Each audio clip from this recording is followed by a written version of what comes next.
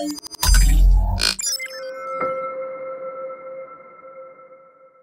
priateľ, momentálne sme opäť vo vlaku a cestujeme a ideme smer Trenčianske Teplice, ideme opäť na koncert Zuzke Smatanovej, takže máme sa na čo tešiť, bude to taký krásny koncert v Kursánovej v Trenčianskych Tepliciach. Je to krásne prostredie, nesieme Zuzke malinký darček, dúfam, že to poteší. A vy sa čoskoro dozviete, čo je v tej taške.